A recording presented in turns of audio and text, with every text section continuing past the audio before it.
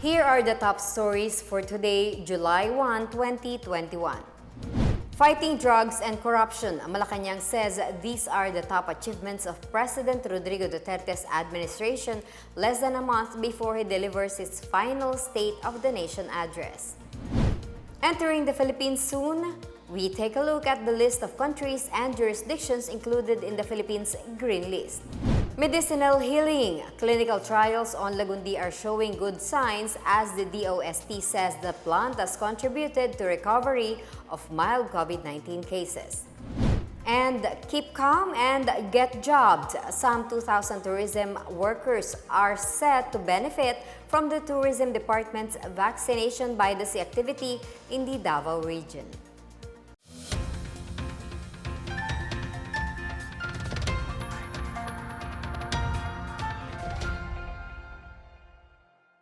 Good day, I'm Marita Muaje. Welcome to the PNA Newsroom. The country counts down to President Rodrigo Duterte's final State of the Nation address this July. With Duterte's term ending in 2022, Malacanang enumerates anew his administration's achievements, with the war on drugs and anti-corruption efforts being at the top of the list. William Theo has a story.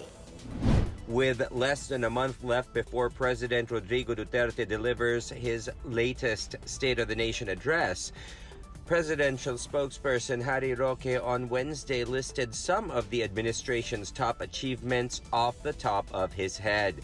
Roque said top on the list of the Duterte administration's achievements is the aggressive anti-illegal drugs campaign. Citing Pulse Asia survey results, he said Duterte remains highly popular among Filipinos with a 91% approval rating. Meron nga pong pag-aaral ang Pulse Asia na nagsasabi na karamihan naman po ng ating mga kababayan patuloy pa rin nagtitiwala at patuloy pa rin satisfied sa performance ng Presidente kasi pinanindigan niya yung pangako niya na laban sa droga. Aside from the war on drugs, Roque mentioned the administration's efforts to cut bureaucratic red tape and corruption at both the national and regional levels.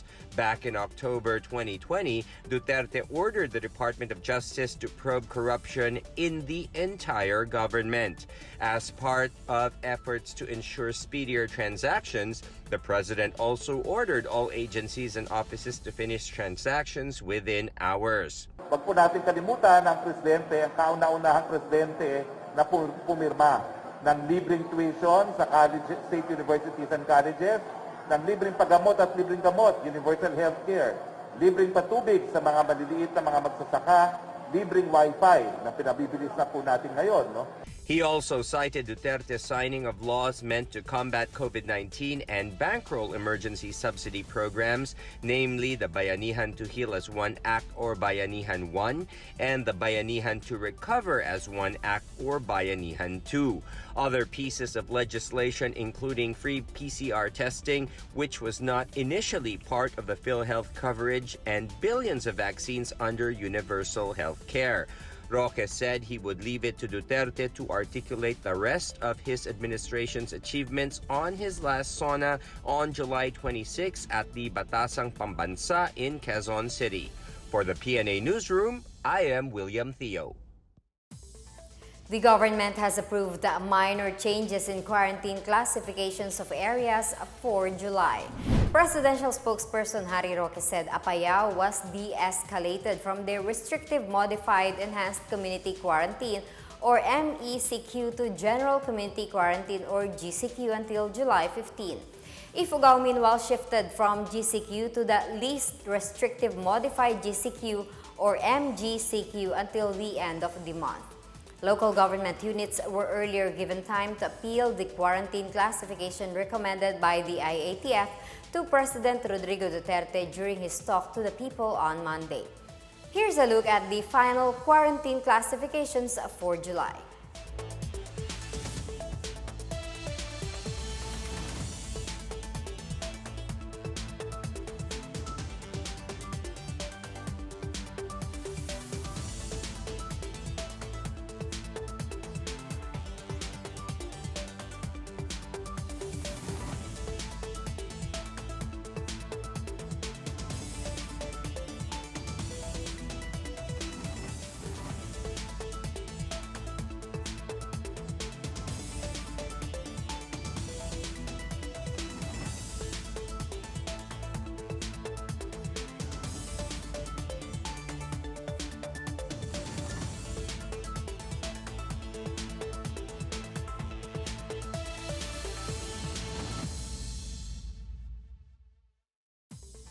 The Philippines has released a list of green countries and jurisdictions. This means passengers who were vaccinated in these places will be allowed a shorter quarantine period upon arrival in the country, which is only 7 days. Presidential spokesperson Harry Roque said the Interagency Task Force for the Management of Emerging Infectious Diseases, or IATF-EID, also said OFWs who can present international certificates can avail of the green lanes starting today, provided they comply with other requirements. Meanwhile, Philippine Overseas Labor Office will also start accepting applications for validation of vaccination status exclusively for OFWs starting July 5. Under IATF Resolution 123-C, green countries are those classified by the Department of Health as low-risk countries or jurisdiction based on disease incidence rate. Here is a list of the green countries and jurisdictions.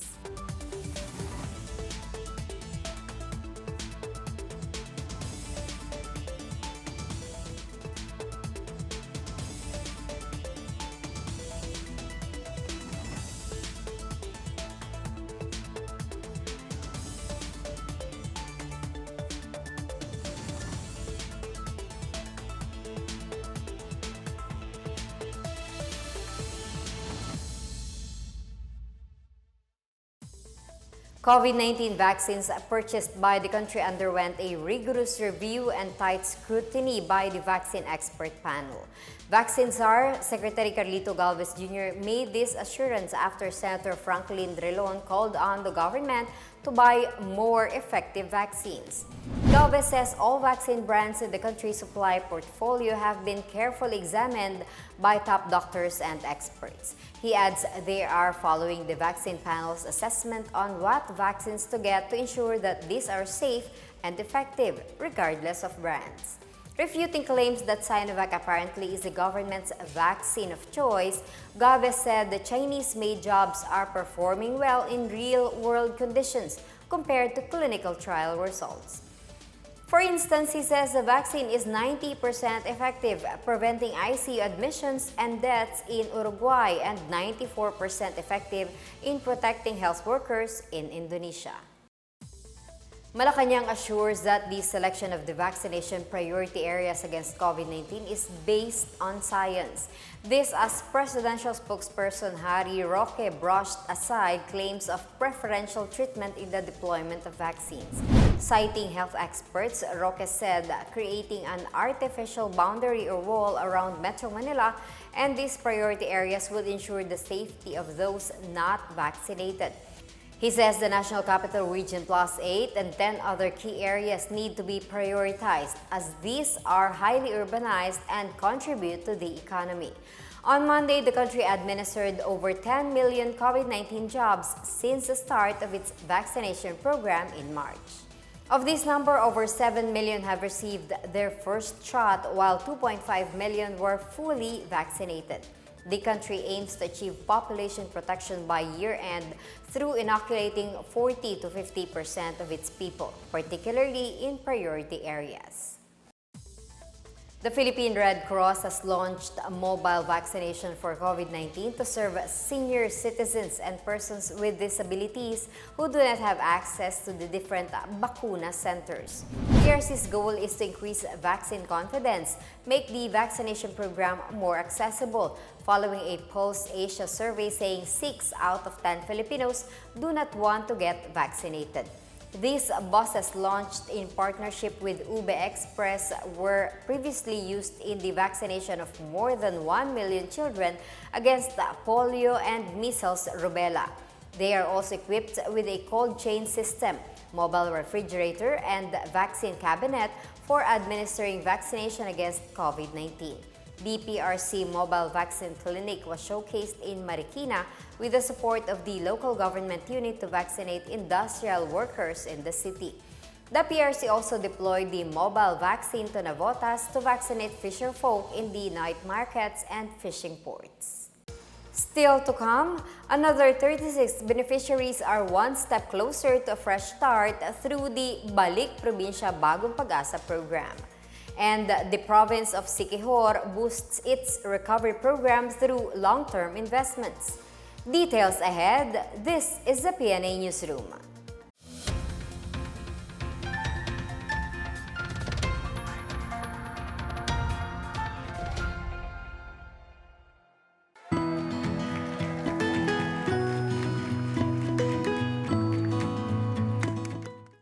The COVID-19 pandemic has greatly changed our lives for the worse. Lives and jobs were lost and economies reached a meltdown. Thanks to the arrival of safe and effective vaccines, we are one step closer to normalcy. It's time to do our part, get vaccinated for our safety and for our recovery. You are there in that community, go there and have yourself vaccinated by any of the vaccines available. They are all potent, they are all effective. I would like to appeal to all our kababayans, please get vaccinated against COVID-19 and be the government partner in preventing further spread of the disease. I encourage you to get vaccinated as soon as possible time.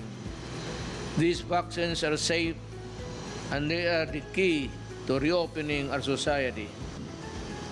The need for international solidarity and cooperation cannot be made clearer than this pandemic because everyone is safe. No one is safe globally until everybody is safe. Vaccines work.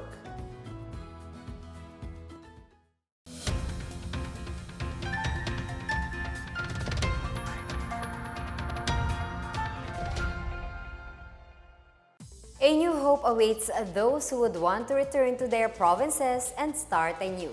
Another 36 beneficiaries of the government's Balik Probinsya Bagong Pag-asa or BP2 program are set to be sent home to Leyte. The beneficiaries underwent the usual dispatch procedure where they were swab tested and have completed a 14-day quarantine.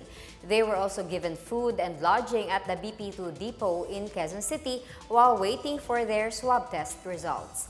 Returnees who tested negative for COVID-19 will depart in 2 batches on Friday morning, where they will be taken to the Ninoy Aquino International Airport for their flight to Leyte.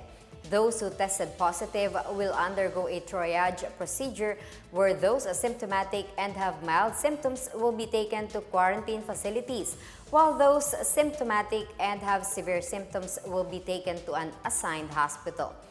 Created under Executive Order 114 last year, the BP2 aims to provide hope for a better future to Filipinos through equity in resources throughout the country aimed at boosting countryside development.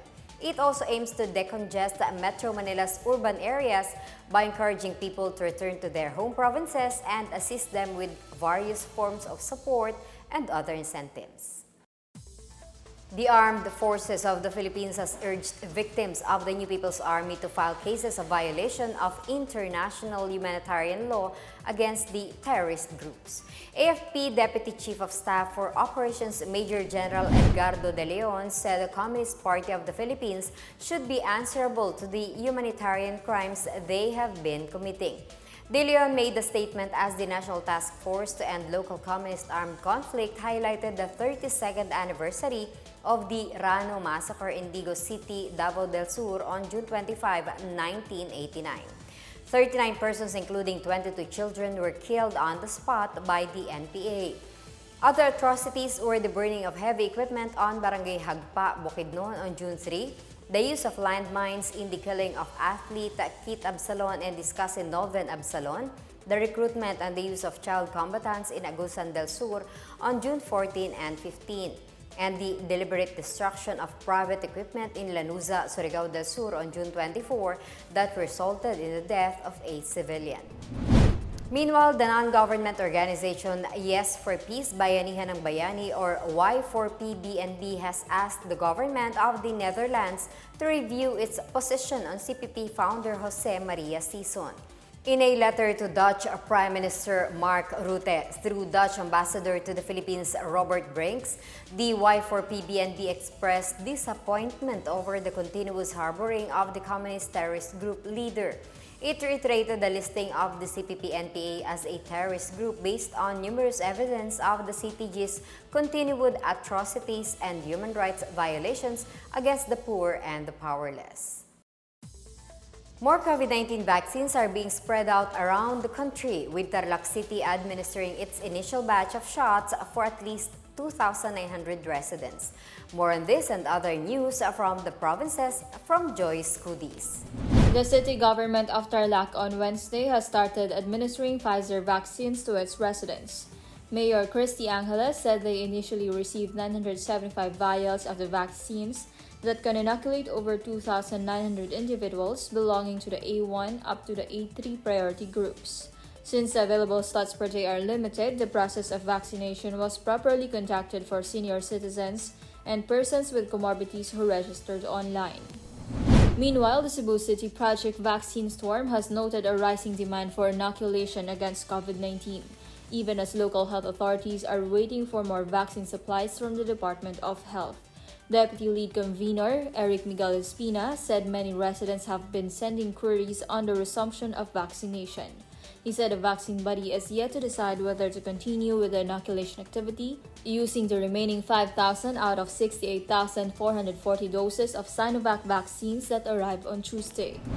In Antique, the Integrated Provincial Health Office said the Antiqueños are now willing to get inoculated with the COVID-19 vaccines as shown by the demand. IPA Show Information Officer Irene Dulduco said the province already needs additional vaccines for the first dose of vaccinees master listed under the Priority Group A. From March 10 to June 27, the provincial government has already received over 28,000 vials for the first dose of medical and health frontliners, seniors, and those with comorbidities. Additional 11,335 vials for the second dose were provided to the province. Meanwhile, Iloilo City has received an additional 50,000 vials of Sinovac vaccines on Wednesday from the national government. These were committed by Vaccine Czar Secretary Carlito Galvez Jr. last week and are part of the 150,000 vials transported to Western Visayas. These new arrivals are in addition to the 20,000 doses of Sinovac and 975 vials of Pfizer vaccines delivered on June 22. For the PNA Newsroom, I am Joyce Cudis. The Philippine Statistics Authority assures users of the PhilSys National ID card that they are protected from the unlawful disclosure of their information or records. The Philippine Identification System Act safeguards each PhilID card holder from being harassed by anybody using their personal information recorded at the PhilSys registry. The law prohibits any person from disclosing, collecting, recording, conveying, disseminating, publishing, or using any information of PhilSys registered persons. It also disallows any person to give access thereto or give copies to other entities, including law enforcement agencies, national security agencies, or units of the armed forces of the Philippines. The protection of data is waived only through prior consent of the owner or when the compelling interest of public health or safety requires this information. DPSA dispelled notions made by the detractors of the national ID system who claimed it is primarily designed to keep track of questionable people, which would violate their human rights and privacy. In our business news, the provincial government of Siquijor is strengthening its recovery program against the effects of COVID-19 through long-term local investments such as its first-ever mall and hotel. Lone District Representatives Jake Villa announced the construction of a mall in the Island Province. The proposed mall will be located in the municipality of Siquijor with an investment of about 500 million pesos. It will feature major food and retail brands and incorporate business process outsourcing firms estimated to generate some 1,300 jobs. Meanwhile, Siquijor Governor Zaldi Villa said the province will receive a 900 million peso loan from the Land Bank of the Philippines for the development of the first provincial hotel and the rehabilitation of the Salagdoong Public Beach Resort. The Solon also said they are gearing up to inaugurate the Siquijor Domestic Airport with the support of President Rodrigo Duterte.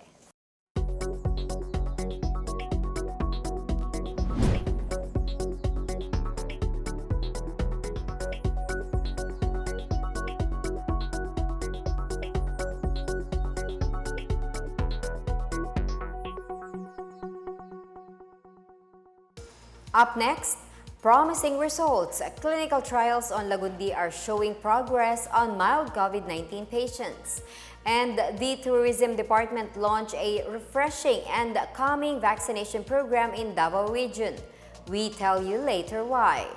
Back after a quick break, stay with the PNA Newsroom.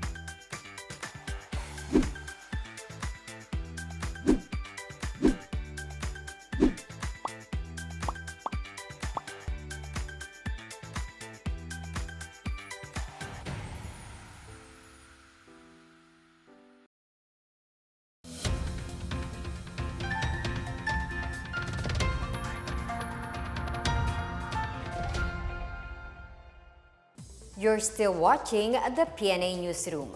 The Philippine Institute of Volcanology and Seismology acknowledged on Wednesday that the Taal volcanic smog, or VOG, has reached Metro Manila and nearby provinces. This aside from so-called human activities that contributed to the haze observed in these areas. On Tuesday, PHIVOLCS released a statement saying the haze in Metro Manila was not from Taal volcano. On Wednesday, however, it learned that based on open satellite data information for volcanic sulfur dioxide, Taal's plumes have spread over Batangas, Laguna, Cavite, Rizal, Bulacan, Pampanga, Bataan, Zambales, and Metro Manila. Sulfur dioxide emission from Taal volcano last June 28 measured over 14,000 tons per day. PHIVOLCS Director Renato Solidum Jr. noted the timing of the occurrence of smog in Metro Manila and when the sulfur dioxide got dispersed from the volcano. He particularly pointed to the pollution in urban areas caused by vehicle emission and other human activities. The Department of Science and Technology is tapping herbal medicine using Lagundi for added relief from COVID-19 symptoms. DOST Secretary Fortunato de la Peña on Wednesday said that based on clinical trial, Lagundi has contributed to the recovery of patients with mild symptoms of COVID-19. Out of 278 patients, half of them received Lagundi and gained back their sense of smell faster as a result. The clinical trial aims to determine if Lagundi can decrease the number of patients who progress from mild to moderate or severe case. De la Peña, however, acknowledged that both groups had an average of 8 days to recover, meaning there is no significant difference in recovery time between those who took Lagundi and those who didn't. Meanwhile, researchers will be finalizing if Lagundi have reduced the viral load in the participants' blood. If they get good results, they plan to pursue the same clinical trial among patients with moderate symptoms.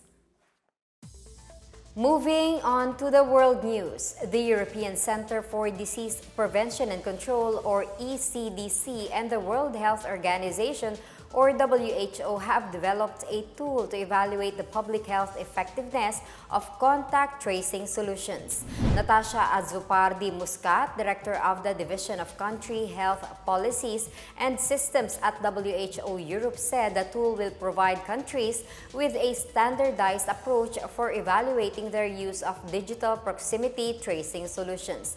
It will also assess the extent to which these solutions have aided national contact tracing strategies for COVID-19. Vicky Lefevre, head of the ECDC Public Health Functions Unit, meanwhile said it is vital to evaluate the effectiveness of digital contact tracing to understand how best to use this technology for future pandemics. Digital proximity tracing by using smartphones or other devices to capture and issue alerts on interactions between individuals emerged as a new means of support for contact tracing programs. The Department of Tourism supported the Davao City Government and the Davao Tourism Association or DATA in holding a vaccination program for its stakeholders dubbed Bakuna by the Sea on Wednesday. The vaccination event is held at a lush seaside tropical garden and coconut grove within the grounds of the Waterfront Insular Hotel Pavilion. About 2,000 tourism sector workers will initially benefit from this industry-led program. It will also accommodate members of the Davao City media for the vaccination. The city government has earmarked about 14,000 doses of Sinovac coronavirus vaccine for the inoculation. Along with other tourism-related organizations, the vaccination program will run until July 2. DOT 11 Director Tanya Rabat-Tan thanked the city government and the private sector for their support to the tourism industry amid the COVID-19 pandemic. The country's reforestation program continues as the provincial government of Tarlac, in collaboration with the Department of Environment and Natural Resources, launched on Wednesday the Adopt a Forest project. Different groups called adopters participated in a planting activity at the project area along the 5-kilometer stretch of the Tarlac-Zambales Road in San Jose Town. The project seeks to rehabilitate, develop, and reforest the road easement through the reintroduction of native tree species. Tarlac Governor Susan Yap said the project also aims to open the possibility of non-government organizations and people's organizations taking care of patches of lands, particularly in the area along the Tarlac-Zambales Road. The provincial government of Tarlac earlier partnered with the 2nd Provincial Mobile Force Company to further protect and develop the established forest plantations under the National Greening Program.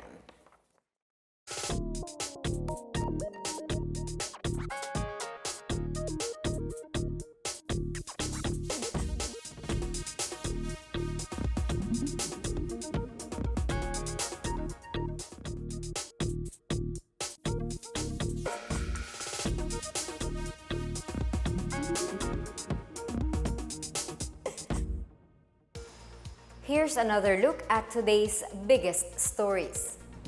Fighting drugs and corruption, Malacanang says these are the top achievements of President Rodrigo Duterte's administration less than a month before he delivers his final State of the Nation address. Entering the Philippines soon, we take a look at the list of countries and jurisdictions included in the Philippines Green List.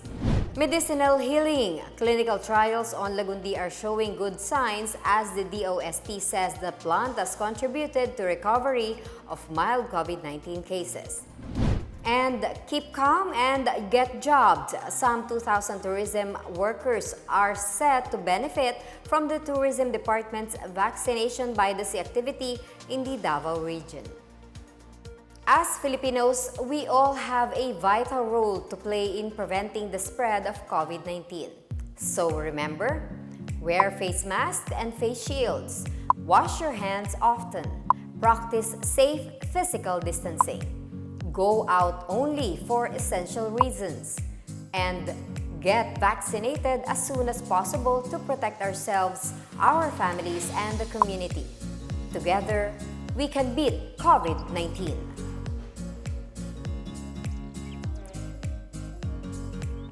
Thank you for watching another episode of the PNA Newsroom. To check more news content, visit our webpage or head on to the Philippine News Agency's Facebook and Twitter accounts. For more stories about the government and how it serves Filipinos, look for these hashtags in all of our social media platforms and websites. We are shown on the pages of the PCOO and its attached agencies. Also, watch us on television on PTV4 and IBC 13. And that's your daily dose of the biggest stories that you need to know from the PNA Newsroom. We tell stories that inspire change. I'm Marita Muaje. Have a good day.